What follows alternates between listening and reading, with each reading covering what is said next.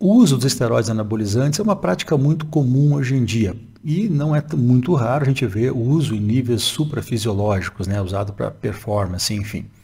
Alguns trabalhos têm alertado para efeitos negativos no psicológico desses indivíduos de que tem que parar o uso do hormônio. Então, alguns trabalhos falam de alta taxa de depressão, outros trabalhos citam números realmente assustadores de tentativas de suicídio na ordem de 30%.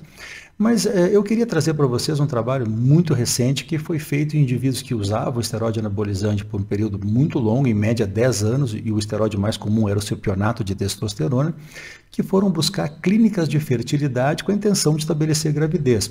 Claro, e por que clínicas de fertilidade? Porque a gente sabe que o uso prolongado do esteroide tem um efeito muito negativo, ele induz a azoospermia, né, a ausência total de espermatozoides no sêmen com tempo prolongado de uso. E esses homens, então, foram orientados a suspender o esteroide para que aquele eixo hipotálamo e hipófise-testículo voltasse a funcionar, a espermatogênese voltasse a ocorrer e pudesse a partir daí se tentar então uma reprodução assistida. E esses homens foram avaliados justamente nessas características da evolução do psicológico quando foi interrompido o uso do hormônio.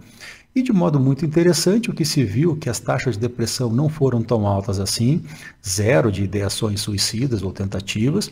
de modo que a gente tem que estudar melhor, assim, esse é um campo ainda a ser muito apreendido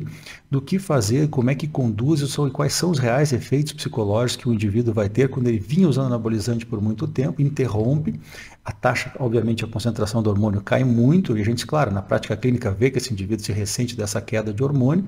mas a gente tem que ver assim qual é a real extensão desse problema. O que esse trabalho mostra é que talvez a coisa não seja assim tão dramática quanto a gente tem visto na literatura ou comentário de colegas assim, né? Eu na prática clínica falo para vocês o seguinte: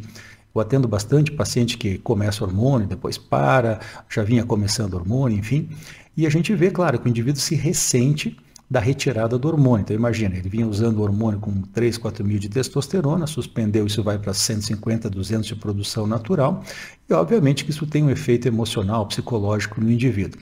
Tanto é que o nosso objetivo é recuperar essa função testicular o mais rápido possível para justamente o paciente ter uma qualidade de vida melhor.